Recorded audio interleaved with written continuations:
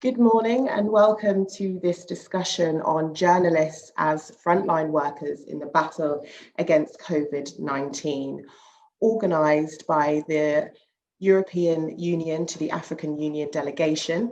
And for the next 90 minutes, we'll be talking to experts about how the free press plays an important role in countering disinformation and ensuring the effective responses to the COVID-19 pandemic, by informing members of the public and helping governments make informed decisions, but also explore to balance press freedom with press responsibility to report accurate and unbiased information in a digital age where the pressure to publish first is alarmingly high.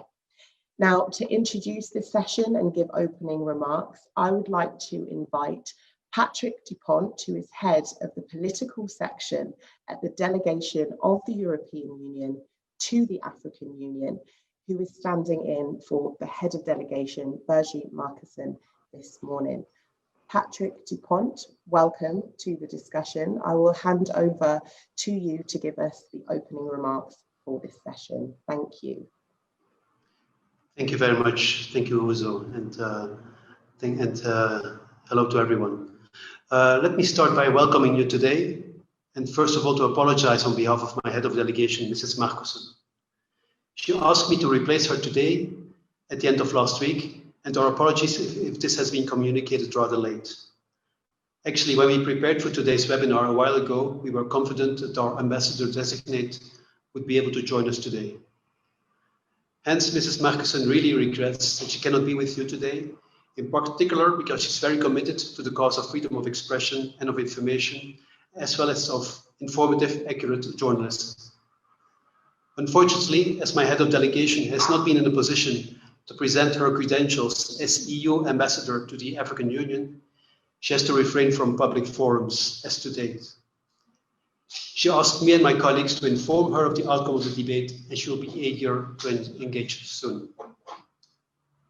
I'm very honored to be with you this morning to introduce the very timely and pressing subject of journalists as frontline workers in the battle against COVID-19. I'm very pleased to know that we are joined by distinguished panel members who have an extensive media and journalism experience across Europe or Africa. Journalists indeed are crucial actors to uphold democratic societies, freedom of expression, and encountering disinformation. Their work is of key importance as they help members of the public know how to act and how to encourage governments to make informed decisions. Unfortunately, across the world, and including in Europe, we have seen that the work of professional and investigative journalism has become increasingly under threat. Actually, accurate information is even more important during emergency or crisis situations, such as COVID-19. It's really crucial that matters of public interest can be reported and discussed freely, notably to uphold public confidence and to counter disinformation. So we're here for this exact purpose, to discuss what are the most prevalent threats to press freedom, both in Europe and Africa, and actually worldwide. Unfortunately, we have seen in several countries the work of journalists in informing on the pandemic undermined. Reporters Without Borders has documented violations of the right to inform in 90 of the 193 member countries of the United Nations, and this includes 6 EU countries.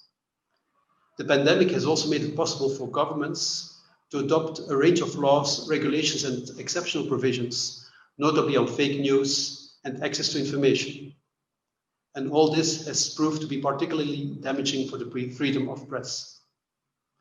And also, as for other sectors, the COVID pandemic has had a negative financial impact on journalists, women in particular. Actually, I dare go so far to say that this has put public health and lives at risk and has undermined the response to the COVID pandemic. This being said, and on a more positive note, during the current crisis, we have also seen innovative initiatives that help to facilitate the dissemination of information and that have continued to fight the fight against misinformation. Despite many constraints, media professionals have continued to highlight the seriousness of the pandemic and the need for more prevention and response. And are really here to I really hope to hear more about this today as well. At the outset of this outbreak, political leaders of Europe and Africa co-authored an op-ed calling for global solidarity to defeat the virus. They agreed that we all have a stake in this. None of us, as we know, is immune to the pandemic, and none of us can beat the virus alone. In fact, we will not truly be safe until all of us are safe, across every village, city, region, and country in the world. Indeed, in our interconnected world, the global health system is as strong as its weakest part. So we will need to protect each other to protect ourselves. In essence, those political leaders from Africa and Europe underlined again the importance of accurate and detailed information on the corona pandemic. And journalists, as I already said, play a key role here in upholding the freedom of expression and the access to information. To conclude, today's webinar will be an opportunity to discuss and identify ways to uphold the independence, safety, and freedom of journalists in Europe, Africa, and worldwide. We look forward to your engagement today, but also over the next months and years. So personally, I will feed back the conclusions of our discussions to our ambassador. And the results of this important event will feed back into our work here at the EU delegation to the African Union. Thank you very much. And back to you, Uzo. Thank you. Thank you very much for opening the discussion for us, Patrick Dupont. Definitely looking at, the European issues, the African issues, and the global issues when it comes to press freedom, which is exactly what we're going to be talking about with our expert speakers this morning. So thank you for that. I'd like to start introducing our expert speakers. I've spoken a bit about them, but let's introduce them. Joining us this morning, we have Nick Williams, Media Freedom Rapid Response Coordinator. He coordinates media freedom rapid responses, which monitors and responds to media freedom violations in EU member states. We also have with us Wambui Wamunyu. She is a former journalist and now teaching and undertaking research in media studies at Daystar University in Kenya. Her academic experience includes publications and conference presentations on digital media use in African newsrooms.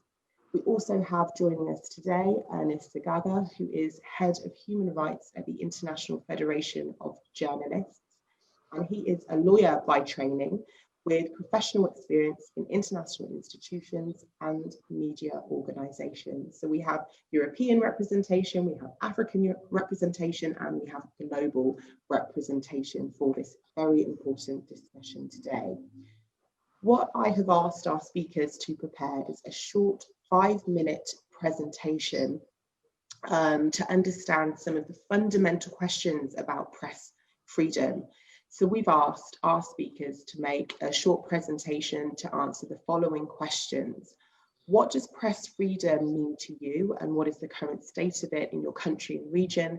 And how has COVID-19 impacted that press freedom?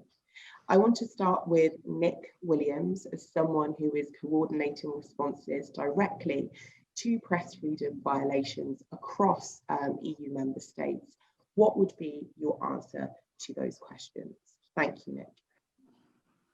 Hi, so I'll also point out quickly it's EU member states and candidate countries, so we work across 33 countries. I think one of the important things that we need to realize is press freedom in this region that we're working at was already on a precarious footing even prior to COVID-19. We had the murders of Daphne Caruana Galizia in Malta, the murders of Jan Kuciak, Kim Wall in Denmark, the systematic undermining of media pluralism and transparency in Hungary, and demonization of media outlets in countries such as Slovenia, Poland, Serbia, etc., etc. So there was already a number of tensions and pressures on both media workers and media outlets. And what COVID has done, it has amplified a number of these threats, but in both fragile democracies, but also very stable democracies. And this is something that we've seen as an alarming trend across our monitoring region. So put it this way, since the MFRR started in March 2020, we have monitored over 56 separate incidents in 14 countries related to COVID-19 in some way. Not necessarily the pandemic itself, it may be public response to the pandemic, state response to the pandemic, police response to the pandemic. And this is something that we've seen. So that's 14 out of 33 countries that we monitor.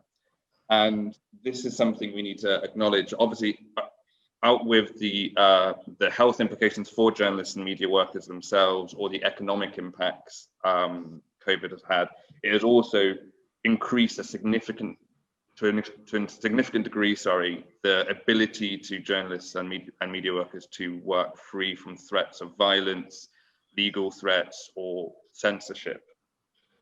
So, for example, since March, the most dangerous place we've seen journalists to operate in is around protests and demonstrations. Not all of these are COVID related, but 17 of the 56 alerts we've monitored related to COVID have taken place during protests. We've seen this in places like Germany, where journalists were threatened, harassed, and spat on.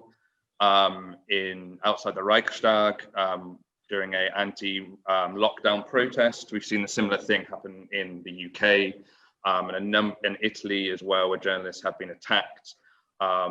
We've also seen this confluence of far-right extremism latching onto COVID as an organizing principle to demonize and devalue the media.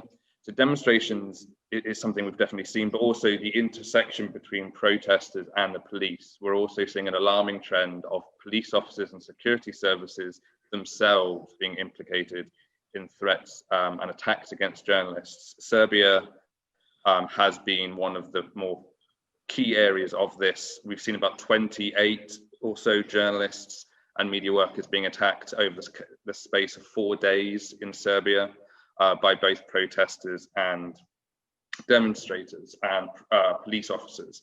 But out with direct threats of violence, COVID has undermined media freedom in a number of subtle ways, and a number of ways that have paralleled with examples we've seen in parts of Africa. So, for example, Zimbabwe has had a number of journalists attacked, even though they are deemed essential workers and they have accreditation. That system seems to be falling apart, but we have places in Europe where journalists are not deemed to be essential workers. So Portuguese journalists were banned from entering Spain because they were investigating the cross-border support and response to COVID, but because neither government deemed journalists to be key or essential workers, they were not allowed to pass through. So this idea of accreditation, but also access to information, is deeply, deeply concerning. We've also had open democracy journalists in the UK being banned from COVID government briefings, which it has been seen to be a response to critical coverage. COVID has attacked media freedom in a number of sort of very visible, but also a lot more complex ways. It's enabled states to try to consolidate the access to information. So whether that is banning people from briefings or preventing journalists from speaking to health workers, as is what happens in places like Turkey and Hungary, meaning that the only outlet for information for journalists are from either party officials or government officials. There's no ability to independently engage with healthcare workers, people who have potentially suffered from COVID, or other groups who have a voice and a role to play in this process. So this consolidation of a voice, because it is what Patrick said, is while we see an increase in threats against press freedom, we're also seeing a time and a moment where independent, vibrant, almost adversarial press is necessary to bring a light and help share public information and public health information. So we need a media that can scrutinize power, but at the same time we are seeing power stepping back from their responsibility to work constructively with journalists. And as I said, we're seeing this across Europe. This is not just, unfortunately, it's not just the cases that the countries we knew could have systemic flaws and failings around press freedom.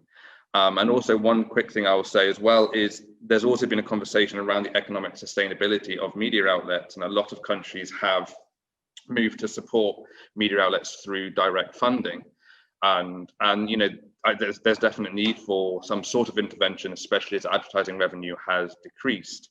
But how that is administered, whether it's transparent, whether it's without political interference. Documento, a Greek investigative newspaper, was the only major news outlet in Greece to be refused access to the government funds.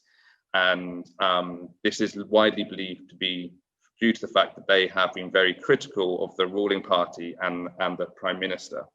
But this, to ensure a independent and pluralist media environment exists, this sort of support needs to be shared transparently without fear or favour. Because obviously state intervention, state funding of media can sometimes be a bit, you know, there's a definite concern and risk there.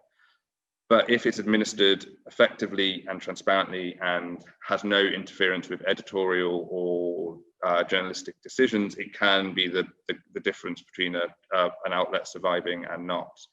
So what I just want to sort of end with saying is that we are seeing threats across Europe. We're seeing the amplification of existing threats and the creation of new type of threats. We're seeing weakenings in like robust democracies and more fragile ones. This is a threat for the entirety of Europe as well as the rest of the world, and it needs proactive steps to ensure that media freedom, journalists, media workers, outlets are all protected. Because the worry is post-COVID, whenever that may be, this can create a foundation for a far more restricted media landscape, even without the ghost of COVID sort of hovering over us. And we're seeing the fundamental changing in the landscape in places, especially such as Hungary, Poland and Slovenia. And we need to be very, very aware of this because the pandemic will end at some point, but the threats against journalists and media workers may not. Thank you very much, Nick. And I think it's super interesting that you actually highlight that being deemed a frontline or essential worker is not actually the silver bullet in protecting journalists. I think one aspect of the conversation that we're definitely going to carry on when we get to the panel discussion is about the direct funding of journalists, you know, increasingly under pressure to print first and publish first, and where is the revenue coming from, and how does that pressure also impact press freedom? There was one question that you didn't quite answer in full that I'd like to push you a bit more on, and that is, what does press freedom actually mean to you? Because there is an official meaning of press freedom, and we understand that, but I'd like to understand from your perspective, what is the ideal situation when we talk about press freedom? I think with press freedom, without press freedom, too much will take place in the shadows, too much will take place within aspects of the political system that are not open to scrutiny, that do not have good legacies and track records of accountability, transparency, and independence. And to have press freedom is to have an ability to scrutinize. It's almost the raw material for an active citizenry, is being able to have this information that you can use to scrutinize, whether it's at the ballot box, or whether it's how you communicate, or whether it is who you engage with and how you communicate and who you share your information with. I think without press freedom, you've got very little to empower you to make a difference beyond what can be sometimes a very inaccessible political system, or even business system as well. So I think press freedom gives us the tools and the raw materials and the ability to know what's going on, and to play an active role in that.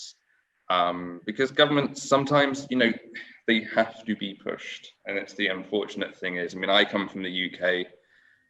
We wouldn't have known about the Windrush scandal if it wasn't for journalists. We wouldn't have known about the phone hacking scandal, which ironically was undertaken by media outlets, but we wouldn't have known that without another media outlet. you know, we only know the contours and shape of our democracy when we know the information that underpins the decisions made by those who represent us. So without press freedom, we have to depend on imperfect information, but also information that we cannot scrutinize the data and decisions upon which it's based. Thank you very much. I really like the quote, raw material for an active citizenry. So I think that really sums up what you've just spoken about.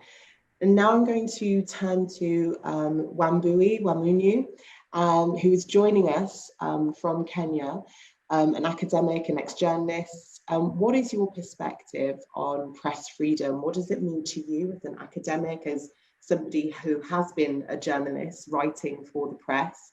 And what is the current situation in Kenya, and how has COVID-19 affected the current state of press freedom?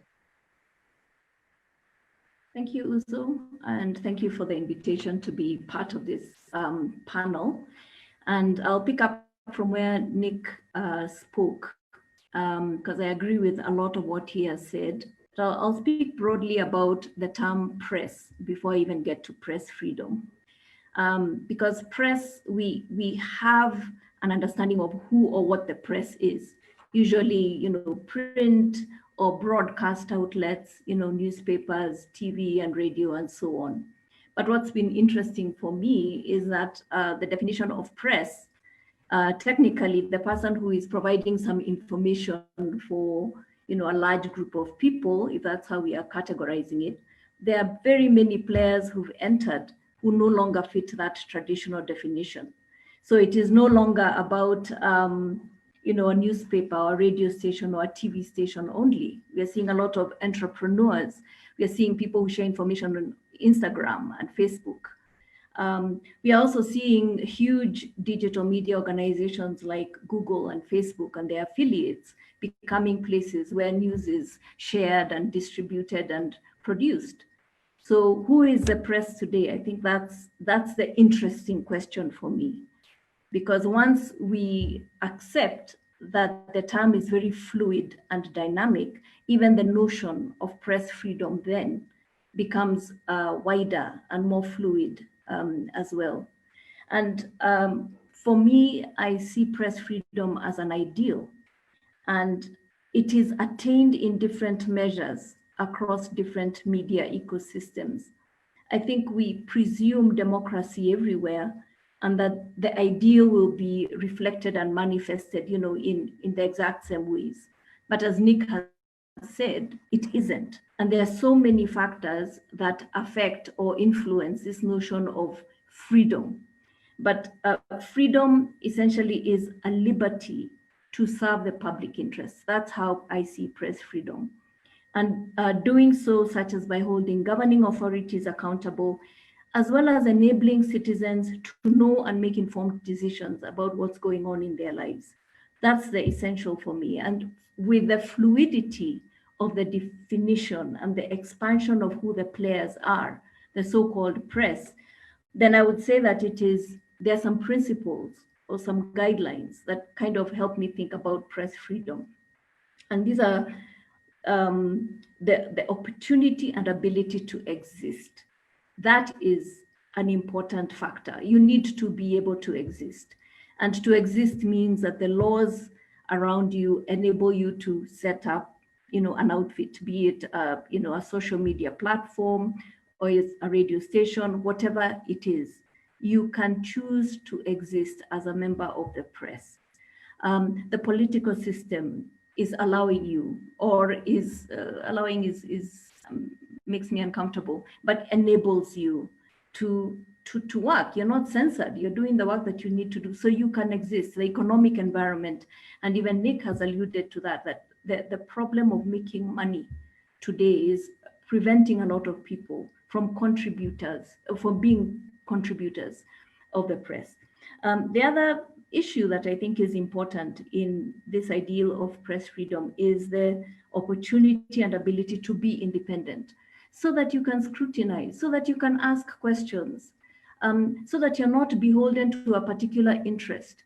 And today we are seeing across our continent that interests are not only political. It used to be that political censorship was where you would expect the problem to be from the political front. But economic censorship is also a huge form of censorship as well. If you have a certain advertiser who essentially pays your bills, and in many countries, and I speak not only about Africa, but I know even Latin America and other parts of the world, if government is a huge advertiser and government decides to withhold advertising, and we've seen that happen, and essentially cause some people to fold or close shop, that's a problem. That's an economic constraint that has been placed on you being independent. So don't be bad, don't write bad things about us, and we'll give you some advertising. That's essentially the message. That's a concern. And then the third factor I feel is important is the opportunity and ability to have dignity. So existence is important. Independence is important to do the work of holding people accountable and providing information that citizens need. But dignity is important too. Dignity is about, can the journalist work and feel free to work, even in their own media house? We have so many stories, and I'll be talking about what COVID has done, but of job cuts, people having to go to court to protect their jobs because they've been fired and procedurally. So even within your own media house, you do not have a sense of dignity and ability to work productively. You don't have a good contract. So part of a free press is that you as a journalist, you as a content producer are able to work in favorable conditions. But in addition to that, even sources should have dignity, how we treat them, how we look after them, how we portray them. Audiences should be treated with dignity. So I see this as a web of factors, that press freedom is not only about doing the work, it is the conditions in which you do the work. It is internal to the press itself, as well as external factors. I won't give specifics, Nick did for now, but I think I will refer to the World Press Freedom Index 2020 from Reporters Without Borders. And they have a wonderful map that shows, what's the picture, where I think lighter colors reflect, higher levels of press freedom, where they have particular factors, and the darker colors and the oranges and reds, show a very serious situation. And I looked at our continent, and a lot of that continent is in the darker range. It's in the red zone and the orange zone. And that's a concern, because that means there's a lot of violations. And some of these violations include assaults, direct assaults on journalists, or court cases where you are thrown into court on defamation or slander charges or other charges. We've had a journalist, a Kenyan journalist, who was in Ethiopia, imprisoned for a while. I think he was on detention for a section of time on charges that he says were related to his reporting. He was eventually released, but that's a huge concern, and we have many other examples across our continent. So, but press freedom has not been bad just now in the time of COVID. It is a work in progress. We've been in this situation for a while, but I think COVID either catalyzed or exposed it much more greatly. But I would like to say that press freedom there's a mixed bag, because there's good as well as bad. Maybe I'll highlight some of the positive. In the last few years, we've seen laws and regulations that actually support different kinds of infrastructures. So for some of these startups, they're able to operate on the web or on the net or on mobile, because there's existing infrastructure set up by governing authorities, for example, and that is established through law. we have seen constitutions that guarantee freedoms not only of expression, but even of media.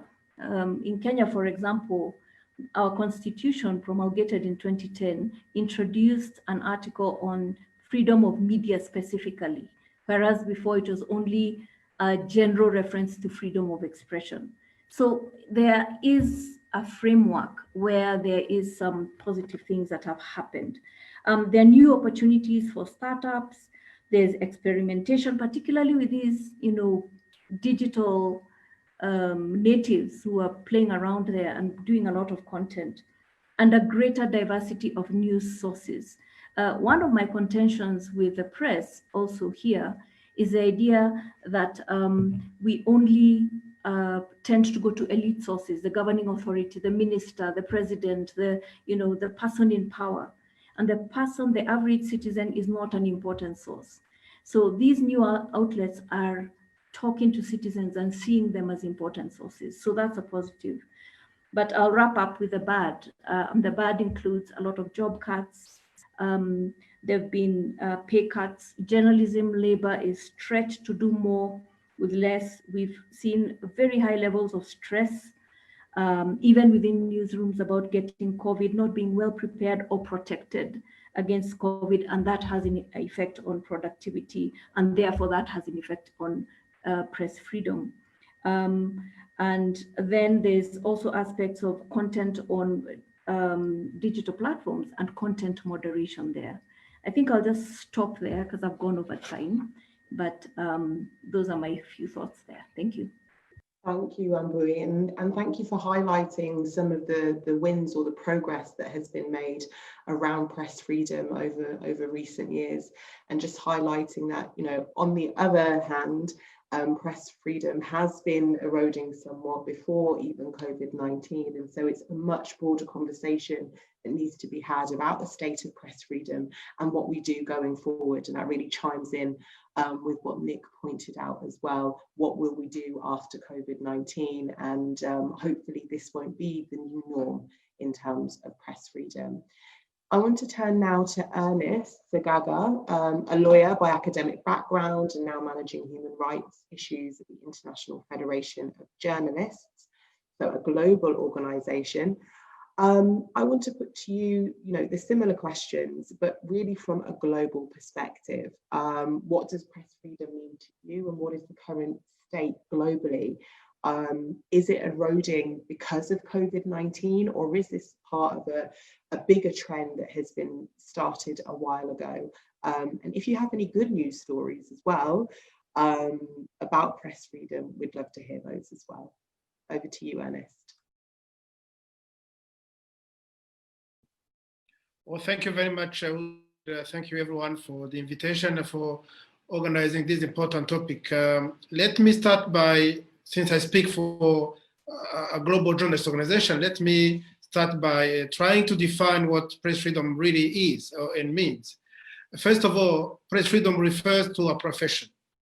There is a difference between press freedom and freedom of expression. The latter is a fundamental right to every citizen to say whatever they like, to whoever they like, however they like. Unfortunately, when you exercise your freedom of expression, you don't have to be truthful. You don't have even to be polite. You don't even have to give your identity nowadays that we live in the digital era. You can use a fake account, you can use a fake name. Press freedom is, if you like, a more restrained domain which concerns professional journalists. And professional journalists are in the business of informing the public on matters of public interest. And that's why what we mean by press freedom is the ability for these journalists to report independently from any interference in their professional editorial independence. And that interference could be political, it could be commercial, it could be of any other nature. And unfortunately, even before the COVID crisis, we have seen many challenges on that understanding of press freedom. we have many journalists in the world who are in prison. Or in our records, we have over 200 journalists in jail across the globe. We have over 2,000 journalists killed in the last 30 years, killed because of the exercise of their profession in the world. So clearly, it has been always under threat, press freedom that is, but COVID has actually highlighted what a maxim that we have at the IFJ. We say that there can be no press freedom when journalists work in fear, in poverty, and corruption. And I think Wambui referred to dignity, and I'll come back to it. But I want to start by saying that this COVID crisis has highlighted ways in which press freedom can actually be challenged. Let me start by what is happening. And actually, you mentioned good news. Let me give you some good news.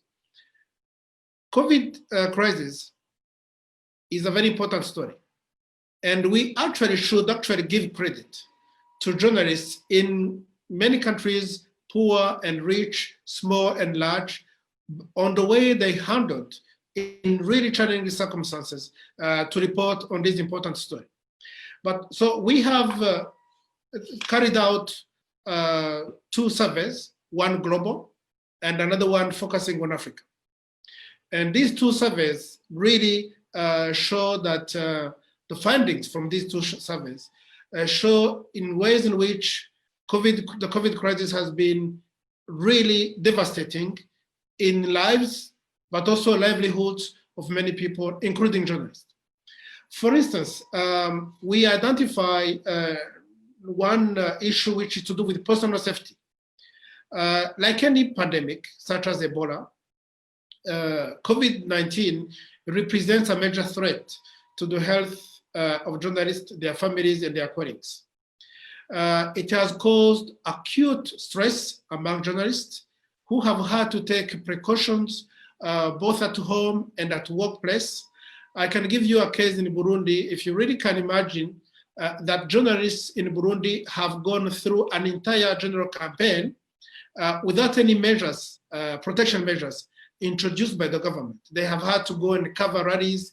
They have had to go to cover the voting itself where everybody was actually free to do whatever they liked. So that's just an example I want to give on the kind of safety concern that COVID crisis has proved to be. The other thing is that pandemics, including COVID-19, are actually frightening and they can lead to violence. A few years ago in Guinea, during the Ebola crisis, we lost 4 colleagues who were actually killed by a mob simply because they had gone to cover a delegation, a government delegation, in an area where they wanted to promote the measures to protect against Ebola. 4 people killed. Last year in the DRC, Democratic Republic of Congo, another colleague was actually killed at his home because of the program he was presenting on his radio show, again to raise awareness about Ebola and how people should protect themselves against it. We have also seen a huge number of incidents, including violent incidents in Africa, in Ghana, in Niger, Nigeria, Guinea-Bissau, Sierra Leone, Senegal, and others, targeting journalists because of the reporting on the COVID crisis. And that's why the IFJ collaborated with the Thompson Foundation to develop a safety online course for journalists. And this course has actually proved to be very popular. It has now been translated in a number of languages, about 5 languages and counting, because journalists take it seriously because they want to know how they can protect themselves when carrying out their official duties. And the other finding from our surveys in Africa and globally was the use of, I should say, the abuse of the legal process by the authorities to crack down on journalists. We have seen a number of arbitrary arrests of journalists during the COVID crisis, including in Zimbabwe, where a very senior colleague, Hopewell Chinono, is in jail simply because he had actually exposed corruption in government program to do with COVID-19. Another colleague, very unfortunately, Mohamed Munir in Egypt actually died in prison, where he was detained for having actually again exposed the mishandling by the government of the COVID crisis in that country. And of course, there have been a huge incident, many incidents of intimidation targeting journalists.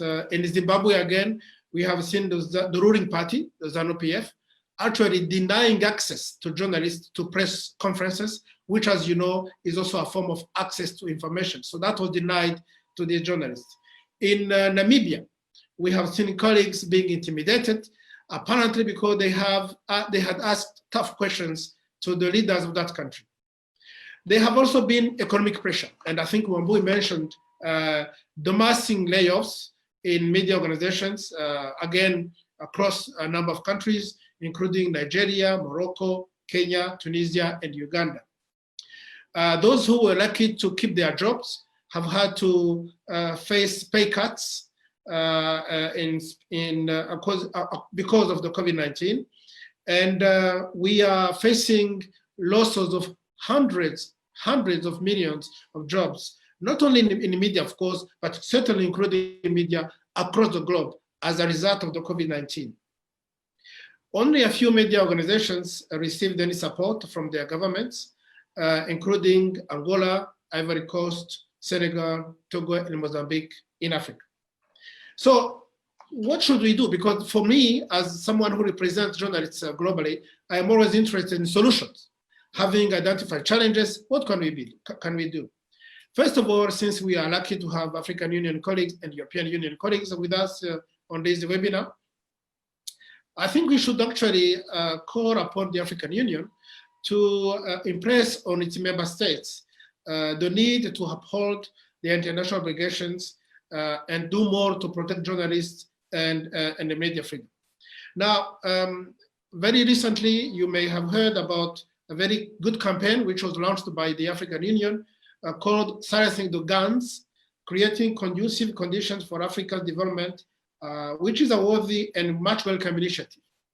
Shortly after that, the launch of that campaign, our regional group, the Federation of African Journalists, also launched an appeal of its own to the African Union called Stop Silencing Journalists. We believe that journalism is a public good with potential to contributing to lasting development by ensuring public accountability in an open, inclusive, and informed dialogue. You know, we always say that good governance, what are the criteria for good governance? I think we will accept there are three main ones. One is free elections. Second is rule of law. Third is a free press. So clearly there is a link between the campaign by the African Union and the campaign for the African journalists. And we look to the African Union to really mobilize its political will to make sure that journalists are able to work freely.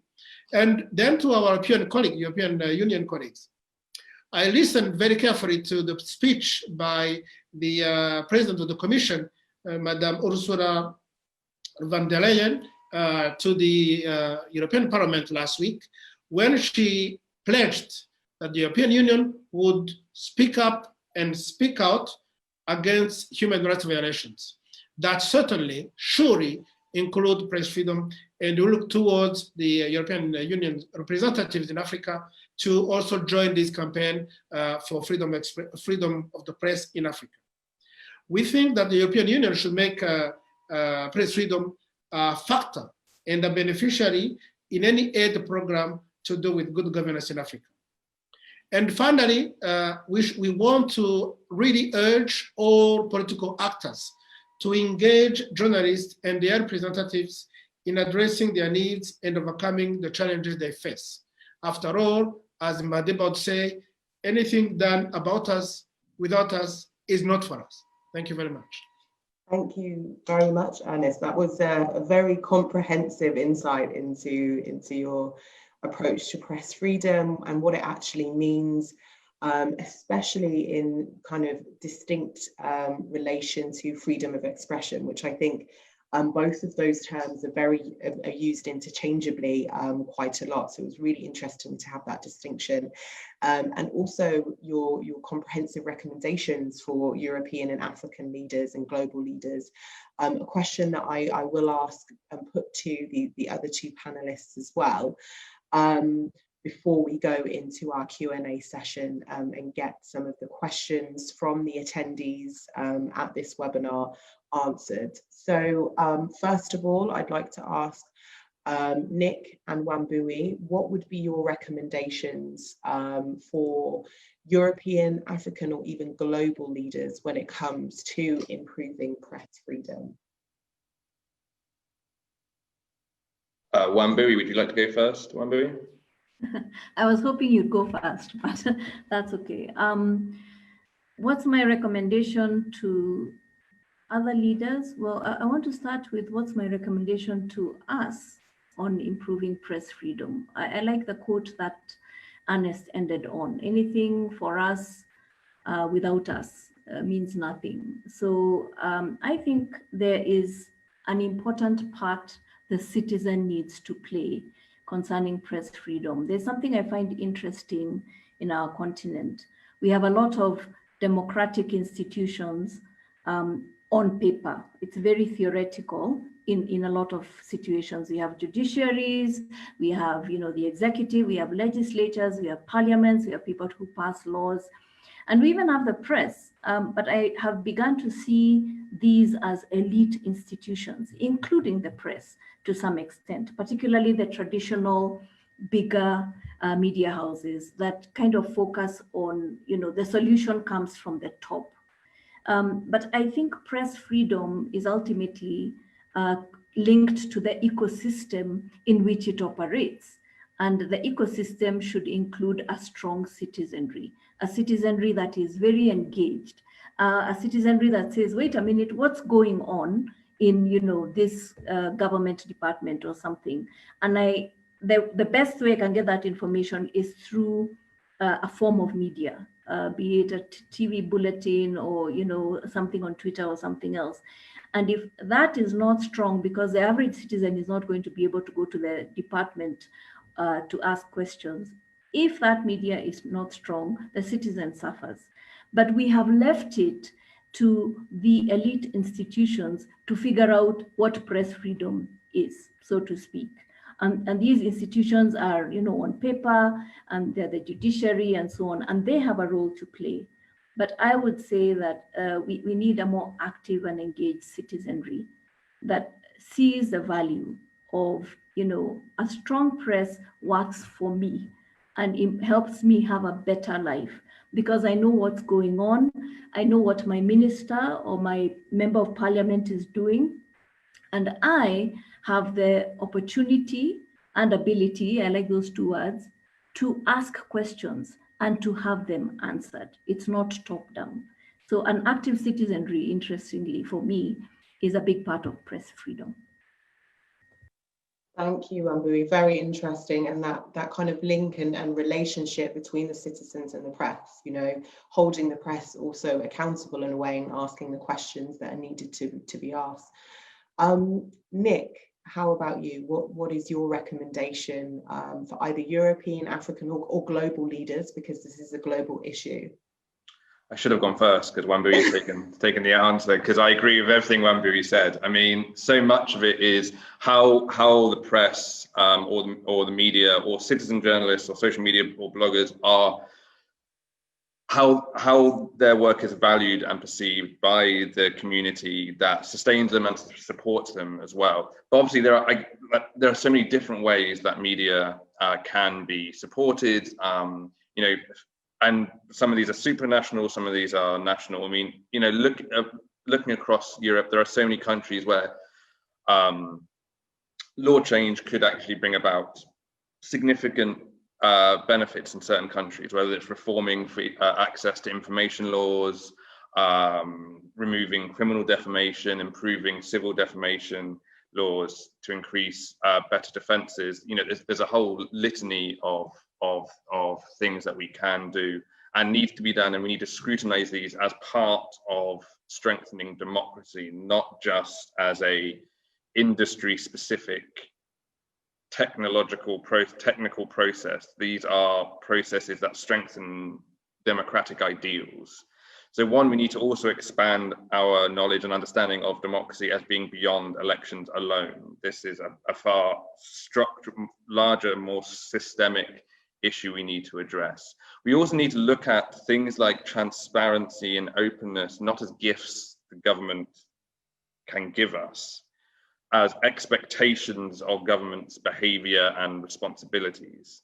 So when it comes to accessing information, taking part in briefings, being able to communicate to different media, formal and non-formal, that is an expectation, that is not something that they can use to show they're going above and beyond. This is the foundational expectation.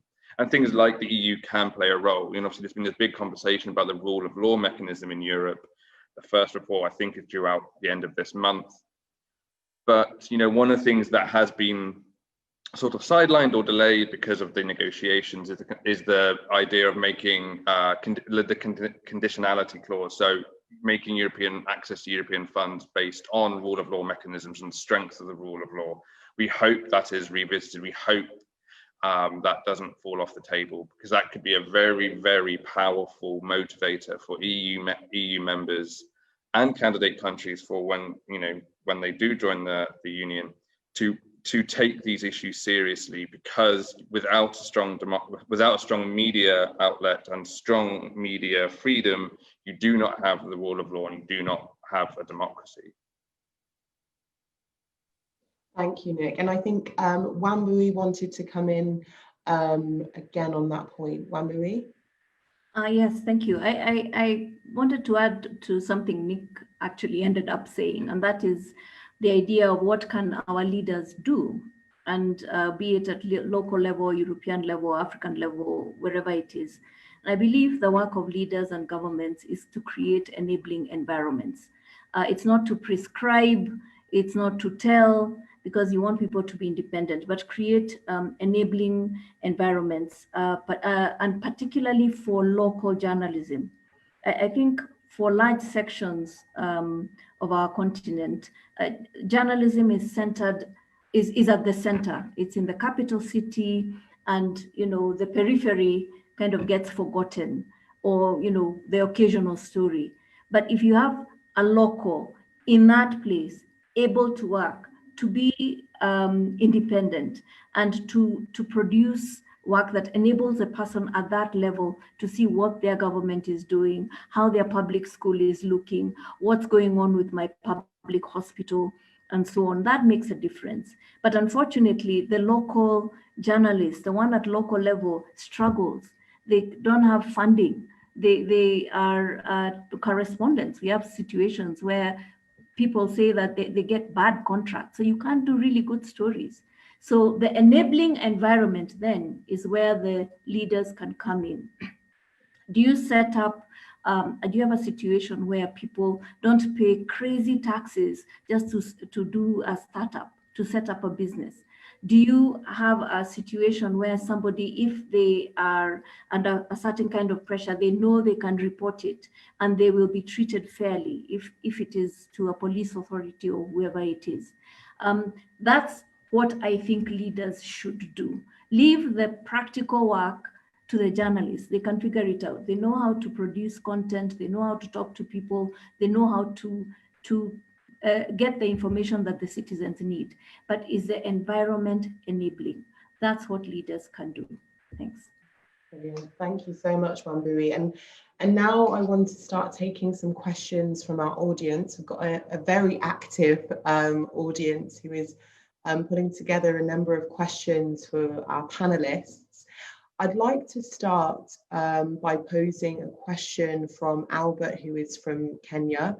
And I'm directing this to Wambui just to see what your thoughts are, being based in Kenya.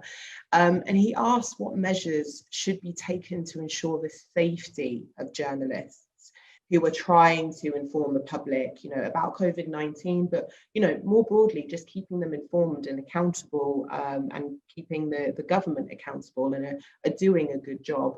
what measures can be taken to ensure their safety, either themselves or from a governmental level? What have you seen that's worked? Thank you, Albert, for that question. I think journalists' safety is such a big question. It's a global problem. And even in Kenya, we've seen, even in the course of COVID reporting, people being attacked even by security forces while they're going around doing their jobs. So it is an important issue.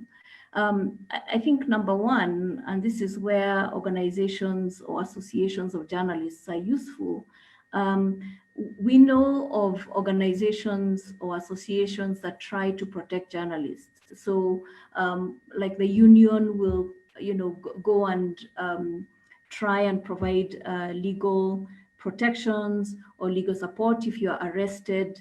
And so being unionized has helped some journalists. Unfortunately, some media houses do not want you to be unionized, particularly for that reason. But where one is able to join an association or a group of journalists that you can, so to speak, run to or call on when you run into trouble, I think that is a big help. Because we've seen that has helped in some cases. I think even holding governing authorities to account, I think there have been efforts to speak up, that people have spoken up and shown when violations have taken place. But the power that has also been very interesting is people using their mobile phones and documenting incidents of abuse and being able to post them on social media. So the citizens become their own police, so to speak. So I think active documentation of violation and being able to also take it to people who can now lobby and speak to those in authority, where maybe the average journalist may not be able to do that. That's important. And I think the courts need to also be an important place of protecting press freedom. And I think what happens is sometimes you find that the judiciary is independent, where there may be independent judges within a difficult system, or something along those lines. So it is that there has to be an understanding of how the justice system works, but where the individual may not be able to look after themselves, they may not have the resources, but linking up with associations, other organizations, there are places where you can report violations and being aware of those. Those would be my starting thoughts concerning safety and security, but I'm open to hearing of other ideas as well. Thank you. Brilliant, thank you, Wambui. I actually wanted to develop the conversation a bit further around kind of legal mechanisms, which you touched upon, Wambui, because we have a question from the audience from Ibrahim Yusuf about any global laws enacted to protect journalists. What does the legal framework look like for the protection of journalists? And I'd like to put this question to Ernest and Nick. I'll start with Ernest because we haven't heard from him for a bit. Well, thank you very much, Uzo. Let me first of all add to what Wambui has said, which I agree with very much. Safety is in numbers, as we say. So working together in solidarity to monitor and report and condemn any incident against journalists is a good starting point. Now, I say good starting point because then you have to work out what you do with that. And that links in well, in my view, with your question about the legal framework. As you know, the general framework is actually the human rights law, which of course enjoins all governments to ensure the safety and well-being of their citizens. In fact, everyone who is in their territory. This in turn has to be implemented by the courts. And therefore we want both the governments, but also the judiciary to take their responsibility and make sure that they put an end to the culture of impunity, which is prevailing in many parts of the world, in Africa, but also elsewhere, for violence against journalists. That has to end. And usually it's not really that difficult. So you can find a lot of evidence for any attack or threat to journalists. That's not really hidden. But the problem is far too often, these people actually are left unchallenged, and they enjoy total impunity. That has to end, and we need, therefore, an independent judiciary. We need the police to investigate this crime, and we need prosecutors to take up these cases before the courts. I talked about, generally speaking, in human rights law, but I can also talk about any penal code, any criminal law in any country. You'll find that there are provisions against violence, there are provisions against breach of privacy. This has to be implemented for there to be independence for journalists in any country, Africa or elsewhere. Thank you, Ernest. So, you know, we have the laws and we have the framework, but it's really about implementation and making sure that these legal systems are structured in a way to deliver the justice that is in the legal framework. Nick, I'd like to bring you in on this question as well and get your thoughts. I think, as Ernest said, we have a framework, but we also have to acknowledge that there is a patchwork of country-specific aspects that play a role. I think defamation is a perfect example.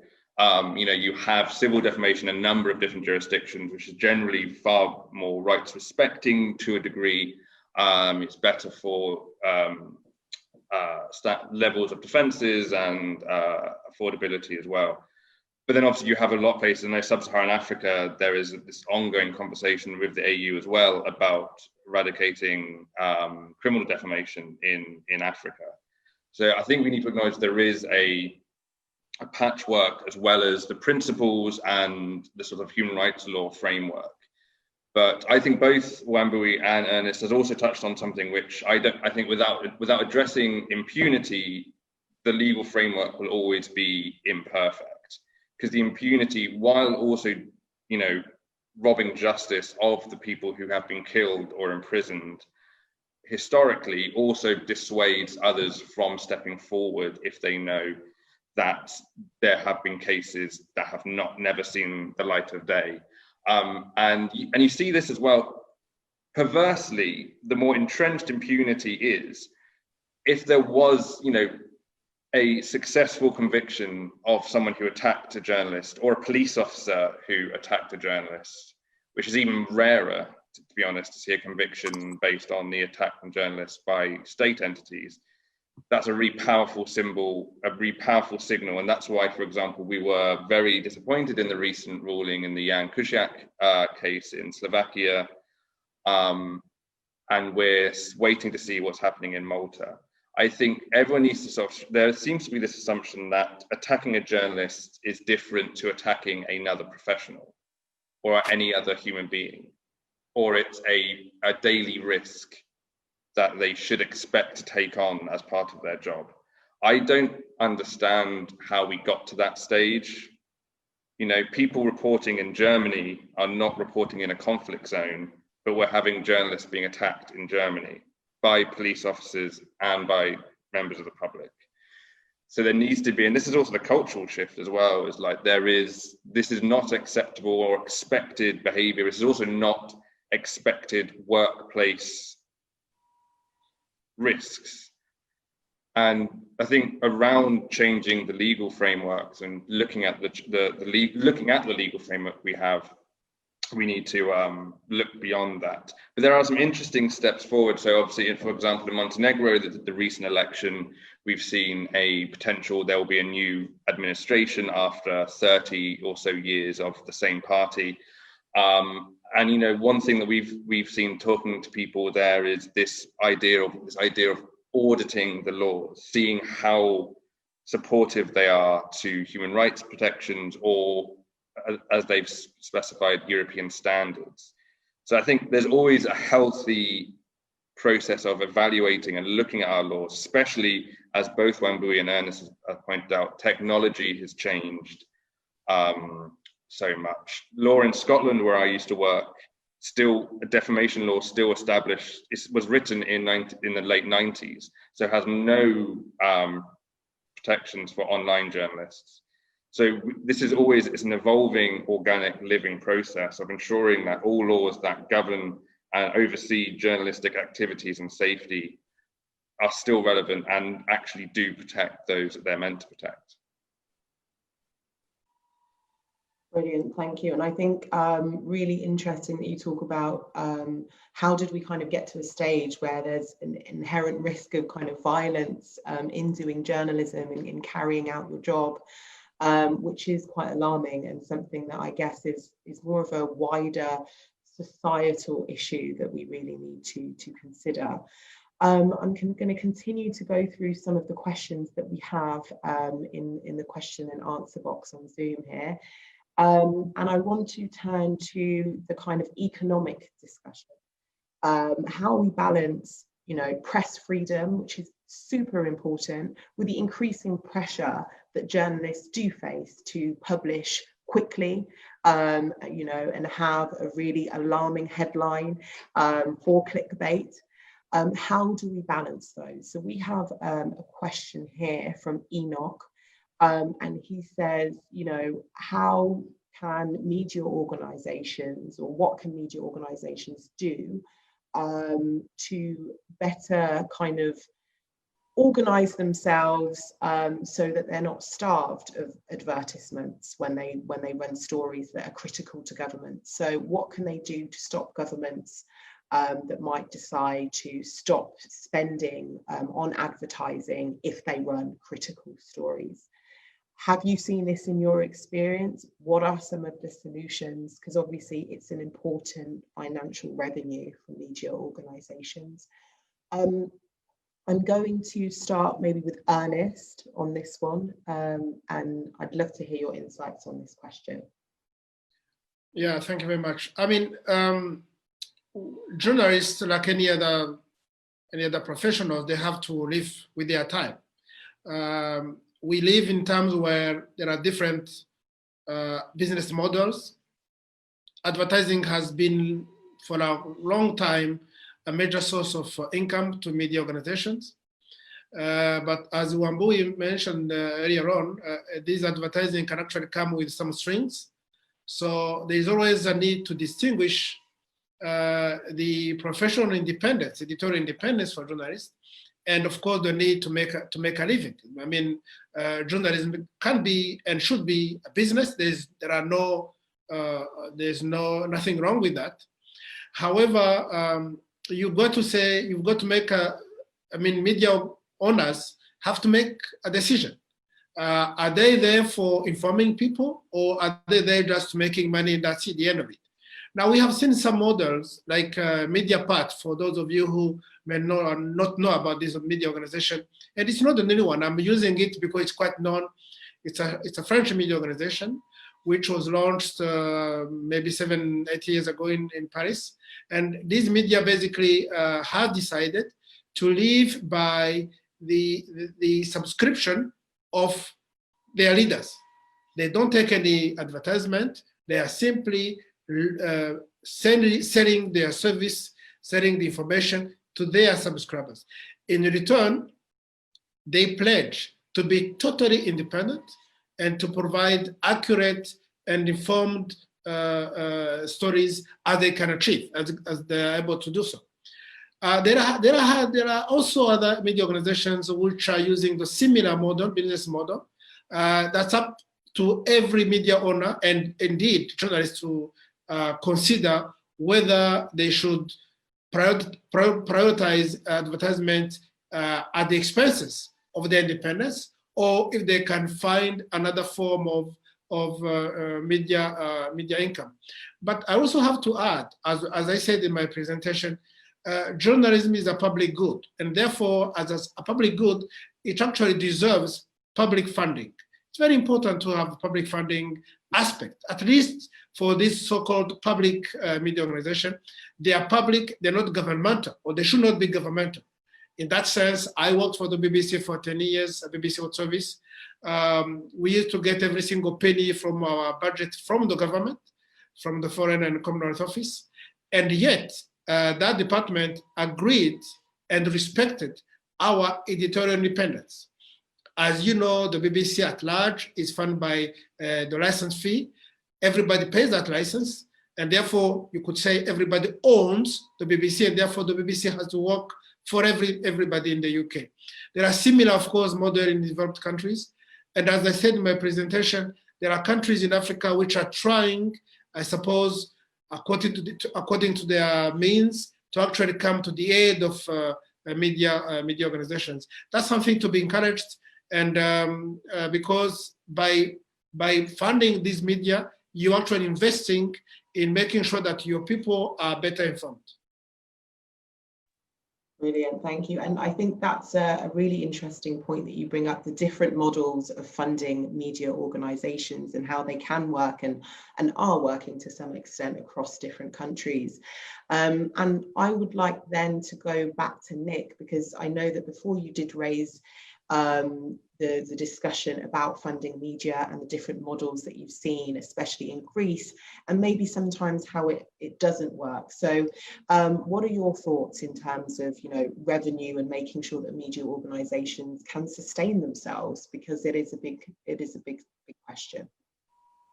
I also just want to back up what Ernest said about this difference between public service broadcasting and public service media and government media and state. You know, that is such an important thing, and we see this blending in Europe. We see places like Hungary, which uses state and government advertising as a weapon to stifle independent journalists. Hungary will always will always say that it doesn't have any journalist in prison, you know, compared to, say, Turkey, which is one of the #1 jailers of journalists. Hungary will say it doesn't have journalists in prison because it doesn't, unfortunately, doesn't have to. It can economically starve journalists who are not supportive of the state. And so this is a challenge. And also this was always a hidden, I mean, maybe for not us, because we focus on this, almost like a hidden crisis that has been made visible because of COVID. Like sustainable funding models, especially in the digital age for media outlets, has been, no one really understands, no one's been able to nail it. No one's been able to agree on it in terms of a scalable business model, something that works at scale. There are local media outlets. I support one back home in Scotland, and it's a Scottish online investigative news outlet.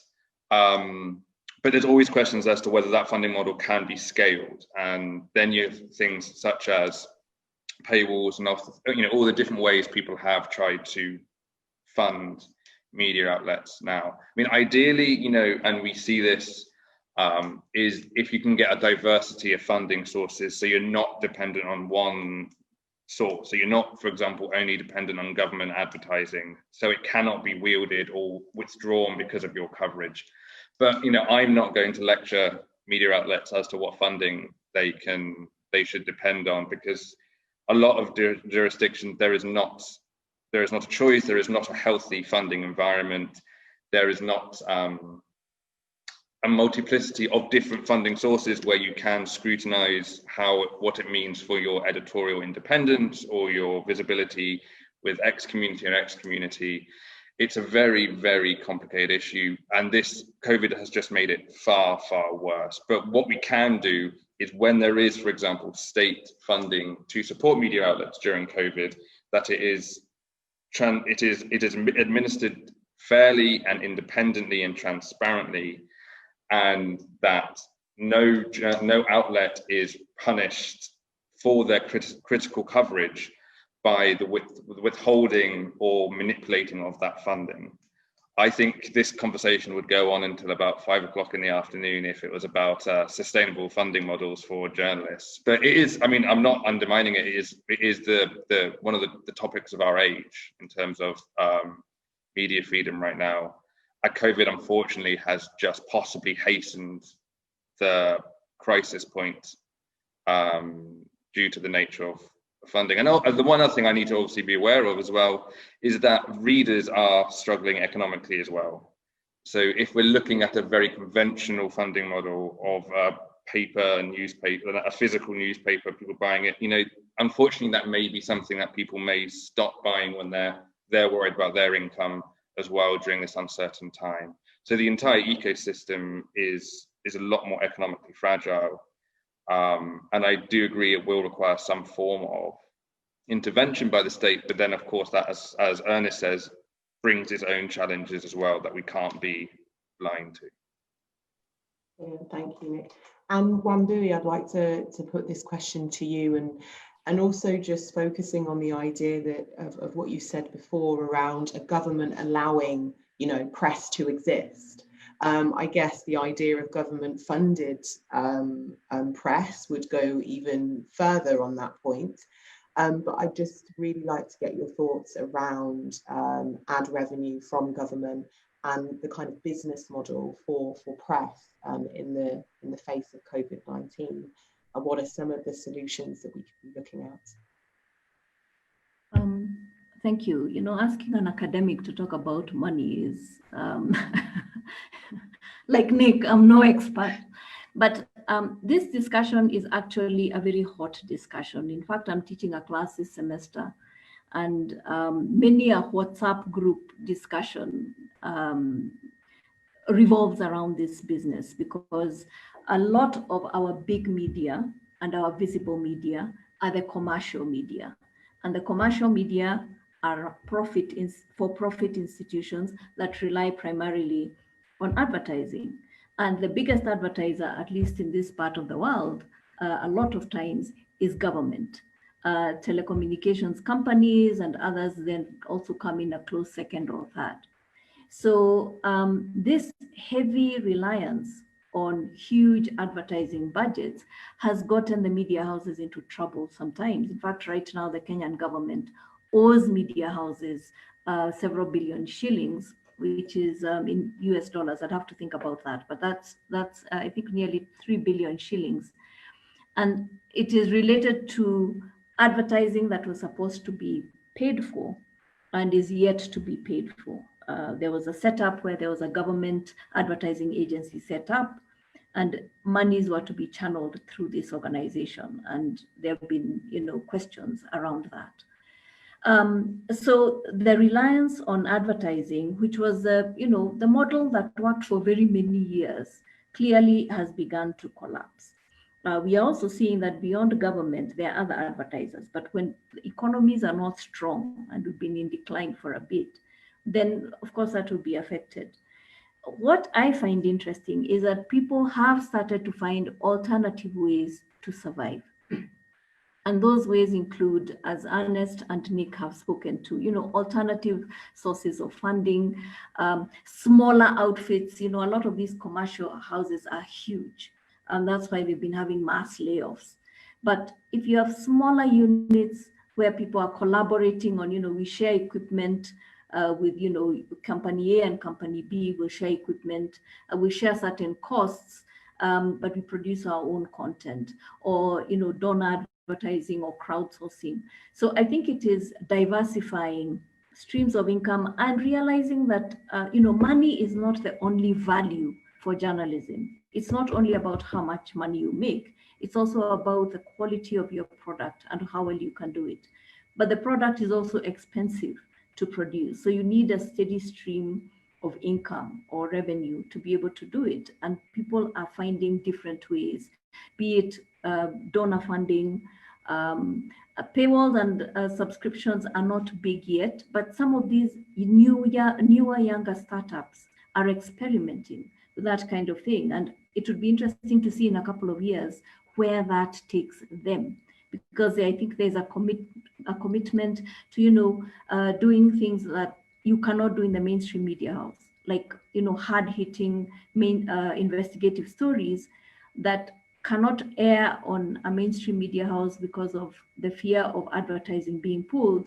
It can be done by this other one that is probably getting funding from a donor that is able to pay for the costs and probably is not putting certain conditions on what they're doing. But I also want to speak about government funding as an important part of the enabling environment. Public broadcasting, such as the BBC, is actually a model that was left here in Anglo-Africa, if I can call it that, the countries that were colonized by the British. So you'll find a lot of very similar, BBC type entities, but they don't run like the BBC, because the BBC then has this, independence from state, even as they get government funding. But here, because the state is funding, the state decided to impose its own views and limits the independence. So, the power of the public broadcaster is the reach it has. It is in areas, even those very marginalized or peripheral areas far away from the capital city, where people will hear what's going on or hear stories about their area. So if that is starved, if the public broadcaster is starved, that is a denial of the right of the citizen to information. So government has a serious obligation to fund without censoring or controlling the messaging, so that people know what's going on in their area. Because the commercial press does not have the incentive to go everywhere. They're out to make money. But there are other people who need money, funding of some kind, be it through non-profit entities or through government, to be able to reach every single citizen. And therefore, the government should play a role in enabling that for the sake of the citizen. So I think that's what I would say on that. Brilliant. Thank you so much, Wambui. We are now at just about 6 minutes to the end of the webinar. So I'm keen that we can get, last minute thoughts out to our attendees. We'll not be taking any more questions because we are now closing the webinar, but thank you to all participants for posing the questions they did. What we tried to do was put questions to the participants that represented quite a lot of the questions that we've been getting through the question and answer box.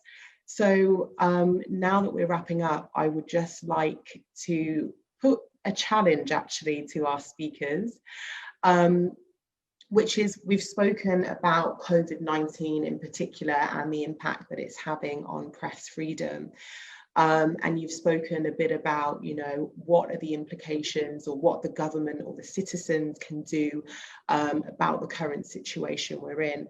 I'd like to get all of your thoughts on, what does the future look like? What does the new normal look like if we carry on this trajectory? We've talked about, press freedom deteriorating in many aspects, more broadly even before COVID-19.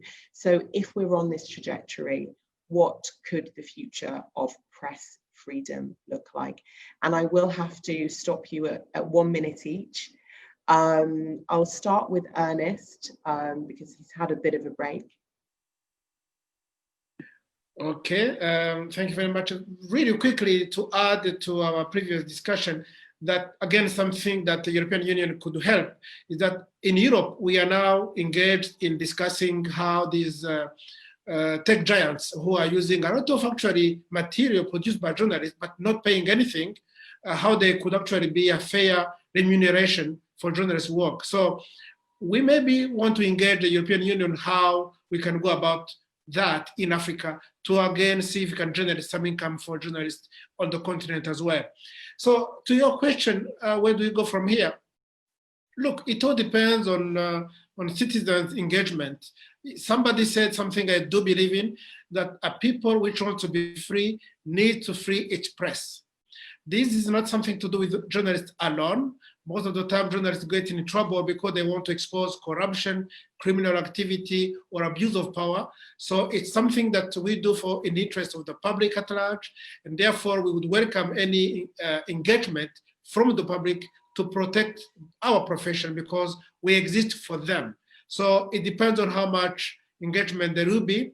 But I have to say I'm actually optimistic, because when I see a number of civil society organizations engaging in this discussion, taking on the campaigns like human rights, Amnesty International, I think there is scope for optimism, but cautious optimism, because we need to really overcome the government's reluctance to take press freedom seriously, and therefore It's basically a campaign that everybody will need to engage in, and I will look forward to our success. Thank you, Ernest. Over to Nick now. I think I share Ernest's caution. I'm not sure about the optimism. I think so much of this will depend on people's awareness of media freedom being a necessary aspect of democracy and rule of law.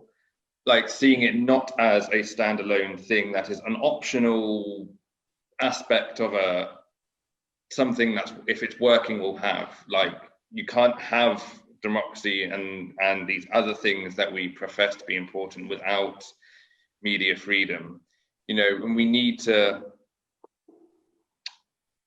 work together to identify what tangible things can be done. There are examples of good practice from across Europe that if other countries were a lot more proactive with, they could use and incorporate to strengthen how they support and protect journalists and media workers. And it's something that should be ensured that there's funding available, because both Wambu and Ernest said that, you know, one of the problems of journalism is that sometimes the most important parts of journalism is largely unprofitable. So local media, small scale radio outlets. So the BBC, you know, has its big flagship shows and things like that, but it also funds local media outlets across the UK. So we need to understand how we can ensure that stuff is also funded. That stuff won't be taken by private media outlets, or is very unlikely to be taken by private media outlets. So we need to understand that. But I think it all depends on how we visualize, realize, and sort of support media as a core centerpiece of how a modern, pluralist, messy democracy is. Like, it's a core component of that. Thank you. And last but not least, Wambui, what are your insights? It's very difficult to come in after the two of them have pretty much said what I would have said, and I agree with them. But I am an optimist, unlike Nick. I am a cautious optimist like Ernest. Press freedom, as I said at the beginning, is an ideal, and an ideal is never perfect. It's never fully achieved. It's fought for. It's you keep trying and following through. And why I am optimistic is that in the last, I'd say 20 years, if you look at even how laws have changed related to press freedom, on the ground, it may not be perfect. But if there are beginning laws, you know, there are legal frameworks that were not there before, that is a beginning. If you start seeing these young people, and by the way, I think for our continent and for the world, our greatest wealth is the young people who are coming and who are saying, I want to take my space. I can do this. I can do this through social media or YouTube. I don't have to set up a big media house. And I want to tell the stories that I want to tell about, you know, my little village or my, you know, this, that, or the other. And they say, I want to take my space. And they're using the tools, particularly these digital tools, to do so. That's where I think the future is. And that's why I'm optimistic, because it is about what people choose to do and how they choose to engage and how they decide that certain things should not work. Impunity is not good. Right now, there's just a lot of irritation about COVID-19 funds being misused here in Kenya. And a lot of it is just buzz from local people. Why do we know about the funds being misused? It's through the press. So I think there's that very close connection between the press and the people.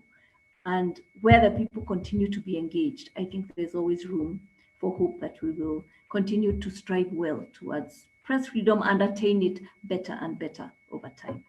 Thank you. Brilliant. Thank you so much for those closing remarks. We've talked about a lot over the last 19 minutes, you know, looking more at the role of citizens to hold government and press accountable, the fact that the press is a public good, and looking at these sustainable business models is a much broader activity that we need to undertake for a longer period of time. We've also looked at the fact that COVID-19 has brought many issues around press freedom to light: impunity, threats and violence to journalism, to journalists, but also the restriction on access to information. And actually, you know, being assigned a frontline worker doesn't necessarily protect you in all cases. We've also talked about the role of private and public media in supporting different types of media. So, you know, public media may be having a greater role in local media production and press. And we've also looked at the government's serious obligation to allow press and journalists to do their job without fear or favour. And also the fact that, you know, people that want to be free need to free their press, which is something that we've all agreed on in a, I think, closing quote of this webinar. So I'd like to first thank our participants. We've got, you know, 88 participants online there from all over the 2 continents. So very much appreciated for taking the time to join this discussion and give your inputs and questions. Also, a huge thank you is in order for all of our speakers this morning. Thank you very much for contributing your expert insights for this discussion, and we hope that they can be taken up and inserted into the thinking that is going to be taking place and discussions that are going to be taking place by the delegation of the European Union to the African Union. And that brings me to my final thank you, the organisers, which is the delegation of the European Union to the African Union, for pulling together all of the experts and bring us around this table to have this very important discussion. Thank you again, and goodbye.